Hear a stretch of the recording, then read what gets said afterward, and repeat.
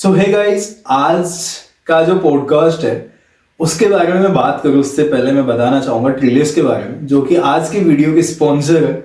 और ये जो टी शर्ट मैंने अभी पहनी है ये भी ट्रिलियस की ही है।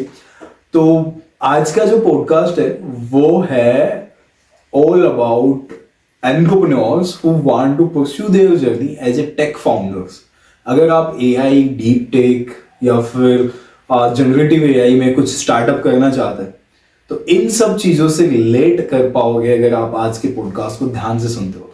आज के जो हमारे गेस्ट है आयुष, वो काफी सारी चीजें उन्होंने अचीव की है। योर स्टोरी में वो फीचर हो चुके हैं, इंच 42 में वो फीचर हो चुके हैं, इवन यूएस एम्बेसी से उन्हें कॉल आ चुका है और काफी सारी और चीजें भी हैं उनके बारे में जो हम इस पॉडकास्ट के दौरान अनरिवील करेंगे।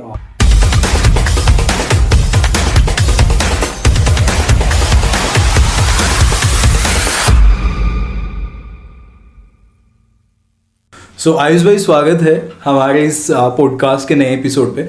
और सबसे पहले तो मैं बताना चाहूँगा कि हमारा जो ये कैंपस सीईओ सीरीज़ है, इस सीरीज़ के थ्रू हम चाहते हैं कि जो भी यंग एंटरप्रेन्योर्स हैं, जो भी कॉलेज स्टूडेंट्स हैं जिन्होंने अपने फर्स्ट सेकंड ईयर में ये जज्बा दिखाया कि उन्हें कुछ हटके करना है, एंटरप्रेन्योरशिप परस्यू करनी है, उनको कुछ हेल्प हो सके। क्योंकि मुझे याद है हम लोगों ने सेकेंड थर्ड ईयर में स्टार्ट किया था एंटरप्रेन्योरशिप और उस वक्त इतने रिसोर्सेज नहीं थे जितने आज हैं।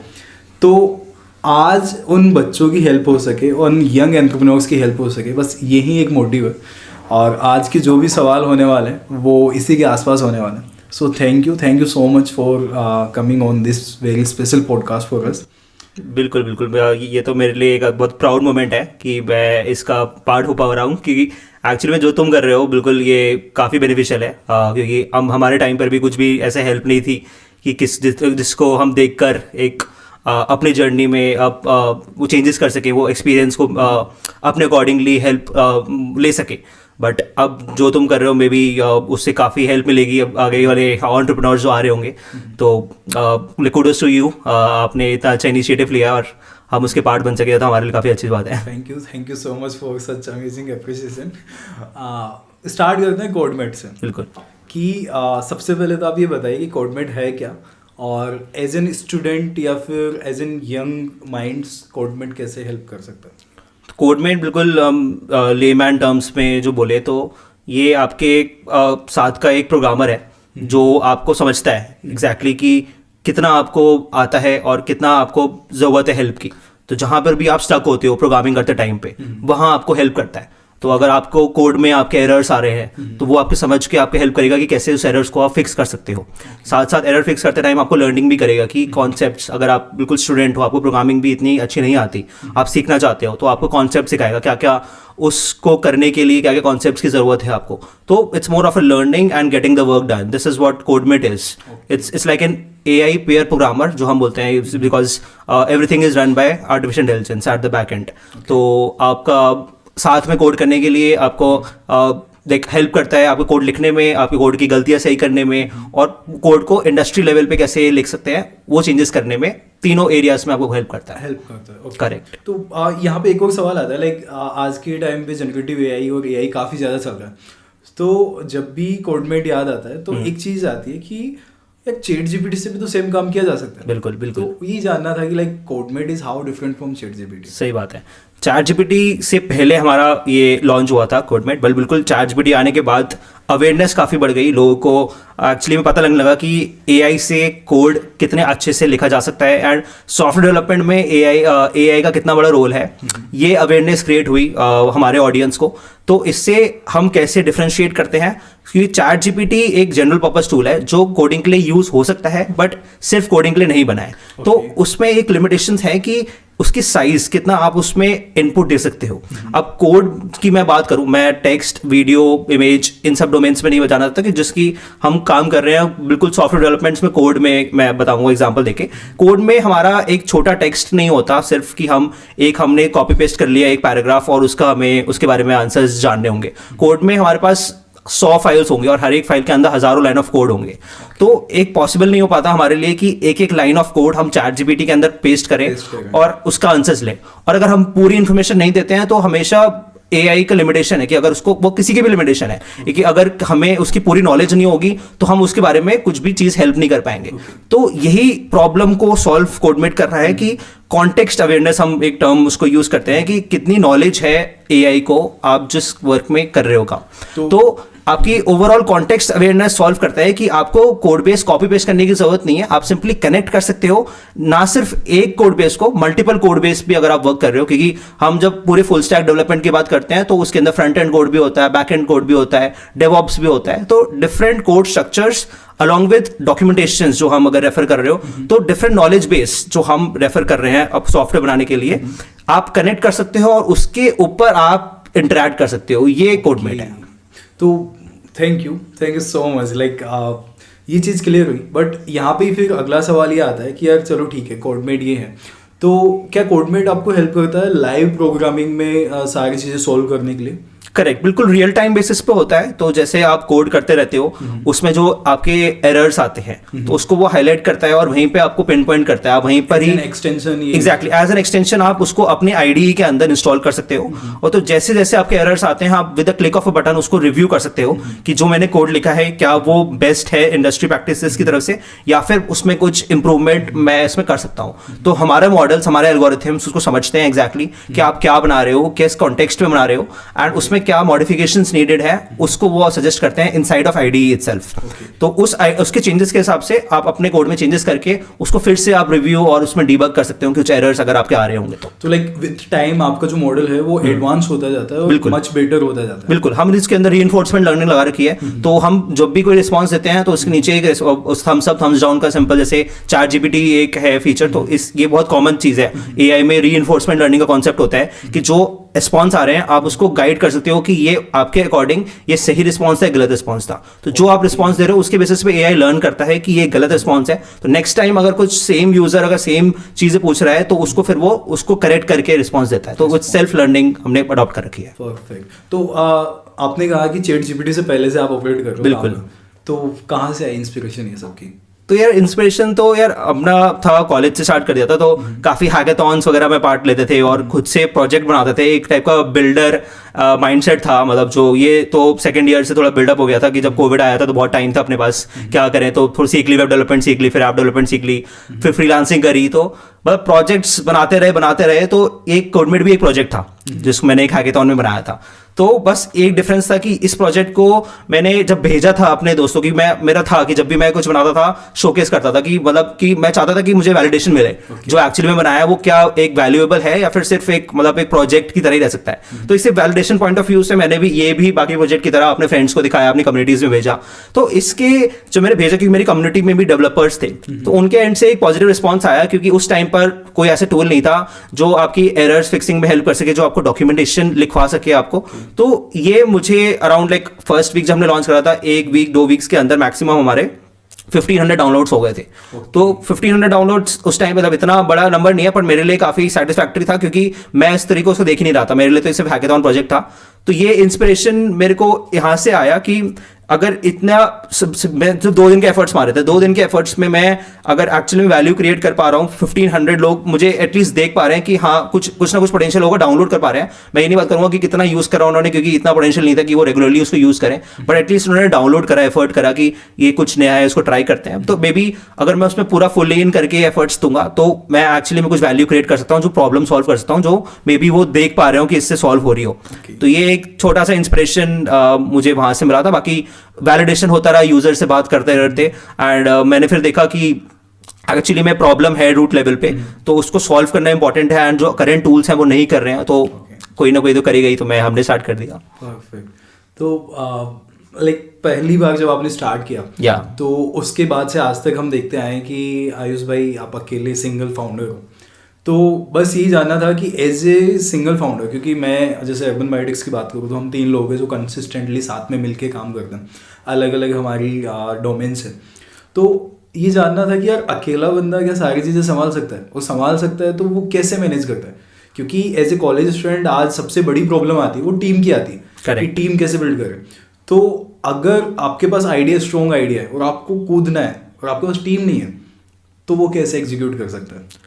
तो ये बहुत अच्छा क्वेश्चन है, क्योंकि ये एक solo founder and multiple founders का क्वेश्चन हर कोई पूछता है. इन्वेस्टर पूछता है, आपके क्लाइंट्स पूछते हैं, एंड पूरी सोसाइटी कम्युनिटी आपके जब भी स्टार्टअप्स कर रहे हो तो ये एक कॉमन क्वेश्चन है कि आप सोलो फाउंडर हो, आप कैसे कर लेते हो. ये मेरे साथ काफ़ी लोगों ने ये चीज़ें डिस्कस करा है. तो मेरा ये मानना है एग्जैक्टली कि आपको डिपेंड करता है आप क्या बना रहे हो exactly, what exactly you're building. तो अगर कोई आप रिटेल का सपोज किराना स्टोर्स के लिए कोई ऐप बना रहे हो, तो उसमें आपको एक बंदा चाहिए होगा जो पूरा टेक संभाले आपके लिए, प्रोडक्ट बनाए आपका. दूसरा आपको एक बंदा चाहिए होगा जो बात करे एग्जैक्टली आपके यूजर्स से. ये यूजर्स आपके टेकीज नहीं होंगे, तो आपका डेवलपर उससे बात नहीं कर पाएगा अच्छे से. तो उनमें उनको जो बात करने के लिए एक डिफरेंट बंदा चाहिए होगा जो जा सके प्लेसेस एंड प्लेसेस, क्योंकि डेवलपर अगर जाएगा तो प्रोडक्ट नहीं बना पाएगा. तो वहां पर बहुत इंपॉर्टेंट है 2 फाउंडर्स का होना, क्योंकि उसमें अगर एक हेड भी रखेंगे, सेल्स हेड, वो उस पैशनेट तरीके से बात नहीं कर पाएगा, वो समझा नहीं पाएगा प्रोडक्ट, जो एक फाउंडर का माइंडसेट है, फाउंडर को पता है. तो उस केस में बिल्कुल 2 फाउंडर्स एक टाइप का मैंडेटरी हो सकता है अगर उसको लॉन्ग रन में सक्सेस करना है.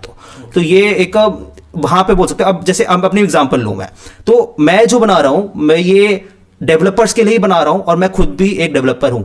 तो इस चीज का मेरे को एक पॉजिटिव मैं आप क्या कह सकते हो, मेरे को एक फायदा मिला, क्योंकि मैं इसमें टेक भी मैं संभाल पा रहा हूं और जो मेरे यूजर्स हैं वो भी डेवलपर्स हैं, तो मैं बात भी कर पा रहा हूं अपने यूजर्स से और प्रोडक्ट भी खुद बना पा रहा हूं. तो जो सेल्स बोलते हैं उसको, तो सेल्स में 2 वेज होते हैं अपने, प्रोडक्ट लेड ग्रोथ होती है और सेल्स लेड ग्रोथ होती है अपने. तो इसमें मैं प्रोडक्ट लेड ग्रोथ कर सकता हूं अपनी, कि मैं प्रोडक्ट को ऐसा बना लूं कि लोग एक दूसरे के साथ अपने आप ही शेयर करें उसको. तो हमने अभी तक सिर्फ प्रोडक्ट लेड ग्रोथ ही फॉलो करी है, हमने सेल्स लेड ग्रोथ अभी शुरू ही नहीं करी एक्चुअली में. जितने अभी हमारे पास यूजर्स आए, जितने हमारे पास क्लाइंट्स आए, सब हमारे मोस्टली या तो इनबाउंड थे या वर्ड ऑफ माउथ से आए थे.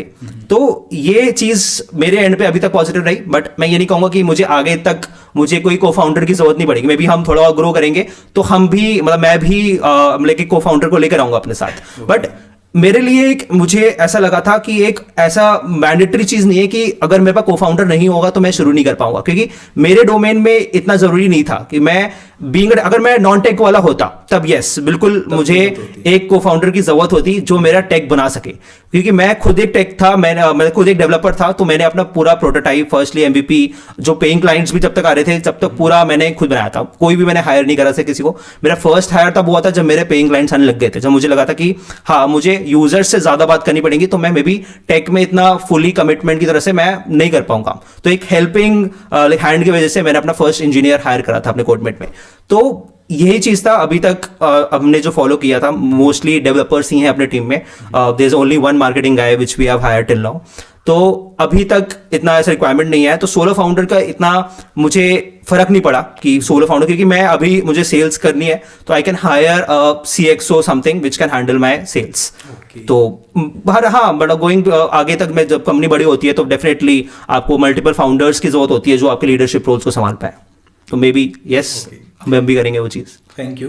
यार ये बताओ कि जैसे आपने बताया कि अभी तक ये जर्नी आपकी जो चली जिसमें सिंगल फाउंडर है आप, और ये सारी चीज़ें चलती गई, तो यहाँ पे एक चीज़ और आती है कि जैसे कोई नया बंदा है जिसको टेक में स्टार्ट करना है और ख़ास तौर से AI, जनरेटिव AI इस फील्ड में काम करना है, तो वो अकेला पर्सन है, उसको अपनी लर्निंग्स भी रखनी है, उसको स्टार्टअप भी सीखना है, सब कुछ बनाना है, तो वो कैसे स्टार्ट कर सकता है? लाइक स्टेप 1 क्या होना चाहिए उसके लिए? उसको टेक की तरफ जाना चाहिए या फिर उसको बिजनेस सीखना चाहिए या फिर कुछ और?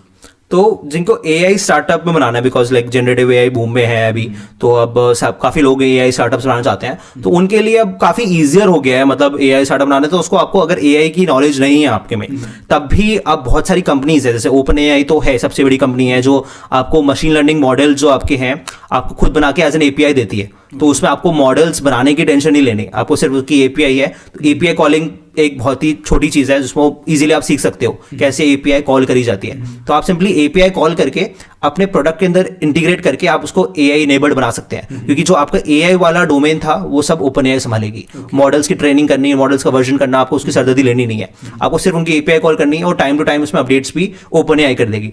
तो सिमिलर टू OpenAI बहुत सारी कंपनीज अब ऐसी कर रही हैं, अपने मॉडल्स बना रही हैं और उनको डिस्ट्रीब्यूट कर रही हैं जिन लोगों के पास मशीन लर्निंग की बैकग्राउंड नहीं है, मशीन एआई का नॉलेज नहीं है, वो उनके मॉडल्स को एज एन एपीआई यूज कर सकते हैं। तो एक ये मैं बोलूंगा किसी को अगर एआई स्टार्टअप बनाना है तो बेस्ट है, GPT-4 है बेस्ट मॉडल अभी तक। इतने सारी का मॉडल्स निकल गए, GPT-4 की कंपैरिजन में अभी भी कोई मॉडल भी अगर काफी अलग अलग वर्जन है। हाँ जी। तो बेस्ट वर्जन किससे मानेंगे? तो जो लेटेस्ट है उसे GPT-4 का अभी एक 25 जनवरी को एक लॉन्च हुआ था मॉडल, तो वो अभी अनस्टेबल मॉडल है क्योंकि अभी रिसेंटली हुआ था, तो उसके रिस्पॉन्सेज अच्छे नहीं है और थोड़ा टाइम स्लो है। तो ओवर द पीरियड टाइम वो भी अच्छा हो जाएगा, पर उससे एक पहला वाला वर्जन है 6025 आई थिंक सो, कुछ ऐसे 0125 था ऐसे। तो कुछ नवंबर में रिलीज हुआ था वो, मॉडल नंबर एग्जैक्टली याद नहीं होगा, बट तो नवंबर में लॉन्च हुआ था। हाँ एग्जैक्टली, नवंबर में जो लॉन्च हुआ था GPT वाला वर्जन, वो बेस्ट है अभी तक, बेस्ट रिस्पॉन्स दे रहा है वो। तो उसके एपीआई यूज कर सकते हैं। और रही बात अब दूसरे क्वेश्चन की कि कैसे टेक में शुरू करना चाहिए और करना चाहिए या नहीं करना चाहिए, तो वो मैं कहूंगा कि इट डिपेंड्स कि आपका अगर इंटरेस्ट बन रहा है, आप डेफिनेटली आपको टेक में एक बार तो ट्राई देना चाहिए। मतलब आज के टाइम में सॉफ्टवेयर डेवलपमेंट एक ऐसी चीज है जो सबको एक आनी चाहिए, इससे आपकी थिंकिंग जिस तरीके से डेवलप होती है वो आपको जरूरी नहीं है कि आप डेवलपर हो तभी आपको काम आएगी। अगर आप सेल्स भी कर रहे हो, अगर आपको डेवलपमेंट की नॉलेज है तो उसमें आप सेल्स बहुत अच्छी तरीके से कर सकते हो, कि बहुत सारे ऑटोमेशन कर सकते हो सेल्स में। आपको लीड निकालनी है आपको, उसके लिए आप सिंपल एक पाइथन में एक स्क्रिप्ट लिख सकते हो जो आपकी लिंक्डइन से सारी जो आपकी लीड्स हैं, आपकी जो ईमेल फोन नंबर्स, वो आपको निकाल के दे सकते हैं। ऐसे बहुत सारे आप ऑटोमेशन कर सकते हो अगर आपको बेसिक लेवल ऑफ अंडरस्टैंडिंग है प्रोग्रामिंग की। तो मैं तो ये कहूंगा कि सबको एक डेफिनेट बिल्कुल बेसिक लेवल की प्रोग्रामिंग आनी चाहिए, क्योंकि आज के टाइम में वो उस डोमेन में, किसी भी डोमेन में काम कर रहा है तभी वो एक्सेल करेगा अगर उसको टेक की नॉलेज हो, उसको टेक इनेबल्ड बना सके। और अब तो इतने टूल्स अवेलेबल है, हम कोडमेट में भी यही हमारा विजन है कि जो कोई डिपेंडेंसी नहीं होनी चाहिए, कोई रिस्ट्रिक्शन नहीं होना चाहिए किसी का। अगर टेक सीखना चाहता है, प्रोग्रामिंग सीखना चाहता है, तो हम भी कोडमेट के जरिए, हमारा सिंपल विजन है कि अगर किसी का कोई सीटीओ नहीं है किसी कंपनी में, या कोई डेवलपर जिनका कोई मेंटोर नहीं है, तो they can use Codemate as a virtual assistant, जिसकी वो हर स्टेप पे हेल्प करेगा। वो सिर्फ उसको स्टार्ट करना है, कभी भी वो स्टक होगा तो कोडमेट इज देयर फॉर हिम, कि आपको कहीं भी एरर्स आएंगे कुछ कोड में, आपको बताएगा कहाँ एरर्स करना है। आप कोड में एरर्स भी नहीं आते, आपको कोड लिखना है पहले तो आप सिंपली इसको कमांड दे सकते हो, वो समझ के आपको कोड जनरेट भी करा सकता है आपको। तो इसका मतलब अगर कोई स्टार्टअप फाउंडर आपसे कनेक्ट करता है तो उसके लिए कुछ एक्स्ट्रा पॉइंट्स होंगे जो हेल्प करेंगे कोडमेट में, कुछ एक्स्ट्रा लीवरेज उन्हें दोगे? हाँ बिल्कुल, मतलब स्टार्टअप फाउंडर्स के लिए तो हम डेडिकेटेड, हम अपना डिफरेंट प्लान्स भी बनाना चाहते हैं जो स्टार्टअप्स को सपोर्ट करना चाहते हैं, जिन लोगों को टेक नहीं होते, जिनके टेक में टीम नहीं बन पाती क्योंकि उनके पास फंडिंग नहीं होती है और खुद भी टेक बैकग्राउंड के नहीं होते हैं। तो डेफिनेटली हमने ये सोचा है इस चीज़ को, going the period of time हम स्टार्टअप्स के लिए एक डिफरेंट ऑफरिंग्स भी लेना चाहते हैं। जल्दी लेकर आएंगे वो चीज़ हम, जो उसमें हेल्प मिल सके काफ़ी स्टार्टअप्स को बनाने में। फंडिंग तो आपका क्या सीन है? पहली फंडिंग स्टार्ट करते ही मिल गई थी या फिर कुछ वक्त लगा? पहली फंडिंग मिली ही नहीं। हमें गवर्नमेंट ग्रांट मिली है, तो वो आप कह सकते हो आपकी फंडिंग का, but as a equity funding अभी तक हमने रेज नहीं करी है। हम बूटस्ट्रैप्ड हैं अगर आप वैसे बात करोगे, but we have received government grant. तो गवर्नमेंट ग्रांट भी हमें 1 साल बाद मिली थी, और जब मैंने स्टार्ट करा था सितंबर 2022 में, तो मुझे पहला टाइड ग्रांट मिला था मुझे 7 लाख का। वो मेरी पहली आप बोल सकते हो फंडिंग, आउटसाइड फंड हमें मिला था। तो वो भी, उसमें भी 1 साल लगे था। तो कंप्लीटली बूटस्ट्रैप तरीके से कर रहा था, क्योंकि मतलब मैं खुद ही टेक बना रहा था, तो मेरे तक कॉस्ट इनकर नहीं हो रहा था, मुझे किसी को पे नहीं करना था, तो मेरे लिए इतना डिफिकल्ट नहीं था। बट आप बोलोगे कि हाँ फंडिंग की, तो पहला फंडिंग हमें 7 लाख की मिली थी। और एक चीज और थी, टेक फाउंडर होने के पर्क्स क्या क्या होते हैं? टेक फाउंडर होने के यही पर्क्स होता है कि आप देखो, अब मैंने जैसे बताया कि अब प्रोडक्ट में हर कोई जाना चाहता है कि प्रोडक्ट इज इंपॉर्टेंट, कि आप कोई भी चीज़ करना चाहोगे, ट्रेडिशनल बिजनेस भी आप कर रहे हो, कोई आप सिंपली कैफे ओनर हो आप, या फिर आप ई कॉमर्स, आपकी कोई ब्रांड है आपकी कोई सिंपल आप रिटेल की कोई आपकी बिजनेस है, उसमें भी आपको कोई प्रोडक्ट अगर होता है तो आपको डेफिनेटली आपके चांसेस ज़्यादा होते हैं स्केल करने के, आपके ज़्यादा यूजर्स तक पहुँचने के। तो टेक फाउंडर के ये पॉजिटिव होता है कि आपको शुरू में बिना कोई रिसोर्सेज के आप खुद अपने लिए complete end to end products बना सकते हो। आपको किसी के लिए डिपेंडेंट होने की जरूरत नहीं है, या फिर आपको किसी फंड्स की जरूरत नहीं है जो आपको अच्छा डेवलपर हायर करना पड़े। ये एक पॉजिटिव में होती है आपकी। और नेगेटिव आपकी ये होती है, नहीं देखो सबकी पॉजिटिव नेगेटिव तो देखो होती है। नेगेटिव्स मैं कहूँगा कि टेक जो टेकी होता है बिल्कुल प्योरली आप डेवलपर्स में आते हैं तो थोड़ा हम कंफर्ट जोन में आ जाते हैं अपने कि अब हमें जैसे मैं एक डेवलपर रह चुका हूँ, अब थोड़ा मेरा रोल एज सीईओ रोल, तो आपको बहुत सारे हैट्स पहननी होती है। अब मुझे यूजर्स से जाकर बात भी करनी होती है, तो एक डेवलपर को बात करने में थोड़ा लगता है कि नहीं है जो मैं बना रहा हूँ वो बढ़िया बना रहा हूँ, सुनने में थोड़ा प्रॉब्लम होती है, थोड़ा ऐसा रहता है डेवलपर्स में अपना कि ये चीज के लिए आप बोल सकते हो कि ये नेगेटिव हो सकता है हमारा, मतलब चीज डिपेंड करती है सबके पर्सपेक्टिव से कि यूजर से इंटरेक्शन थोड़ा कम होता है कि नहीं मैं जो बना रहा हूँ वो बढ़िया बना रहा हूँ, वो गलत तरह से यूज कर रहा है, ये चीज का आप बोल सकते हो। ओके, हाँ, coming to the next question, like मैंने देखा आप काफ़ी सारे अलग अलग आपके अचीवमेंट्स हैं, काफ़ी सारे एम्बेसी से आप मिले हो, इवन यूएस एम्बेसी इंडिया जो है वहाँ पर भी आपको इनवाइट किया गया था। बिल्कुल। तो यार ऐसा कोई मोमेंट बताइए ना जो आपका बेस्ट रहा हो कि यार मुझे यहाँ पे बुलाया गया और उस दिन मुझे फील हुआ कि हाँ यार मैं कुछ तो डिस्ट्रप्टिव कर रहा हूँ। तो वो मेरे लिए एक्चुअली में ये मोमेंट्स मतलब बेस्ट मोमेंट मैं कैटर नहीं करता, बट हाँ स्मॉल विंस को अच्छा तरीके से मैं लेता हूँ, पॉजिटिव एंड से लेता हूँ, बट ये एक शॉर्ट टर्म मतलब सीडो ग्रोथ आपके लिए होती है कि आप आज खुश हो उसमें मे बी 1 घंटा 2 घंटा 1 दिन तक आप खुश हो, तो नेक्स्ट दिन मुझे बैक टू वर्क आना पड़ता है कि रियलिटी देखना पड़ता है, यूजर्स पैसे दे रहे नहीं दे रहे आपके प्रोडक्ट के लिए, ये मैटर करता है मेरे लिए कि वो मेरे लिए बिग मोमेंट्स होते हैं कि अगर कोई बिग कंपनी यूज कर रही है मेरे लिए कोडमेट को एज अ क्लाइंट आती है, तो ये मेरे लिए बहुत बड़ा मोमेंट है। इंस्टेड कि मेरे को कोई एक बड़ी एम्बेसी या कोई एक गवर्नमेंट सपोर्ट कर रही है, it's definitely very very good, वो भी एक मैं नहीं बोलूंगा कि ये अच्छा अचीवमेंट नहीं है, तो उसमें भी एक प्राउड फीलिंग होती है, एक वैलिडेशन मिलता है उसको कि someone is backing you, but comparatively to client मेरे लिए उससे बेटर कोई मोमेंट नहीं होता। पॉलिटिकल आंसर दे रहा हूँ ये जो रियलिटी है वो बता रहा हूँ, मतलब बताना चाहिए ना कि यार मैं जीएससीए में गया वहां पे अच्छा रहा या फिर हाँ, अगर वैसे आप जानोगे तो मेरे अचीवमेंट्स अगर मैं बोलूँ तो स्टार्ट हमारा हुआ था कि हाँ स्टूडेंट एंटरप्रेन्योरशिप अवार्ड्स होते हैं जीएससीए,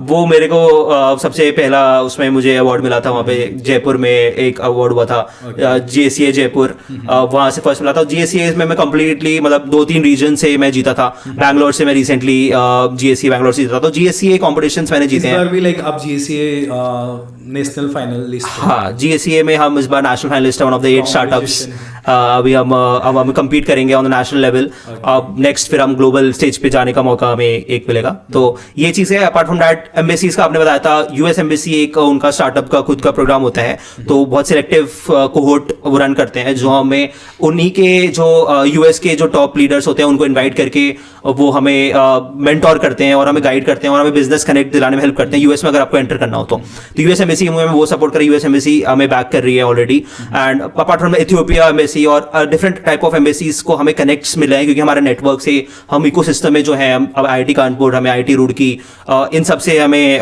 बैकिंग ऑलरेडी मिल चुकी है, तो इनकी थ्रू से भी हमें काफी गवर्नमेंट से हेल्प मिल रही है, क्योंकि गवर्नमेंट इंस्टीट्यूशन से। सुनने में आपकी कंपनी यूएस में भी रजिस्टर्ड है?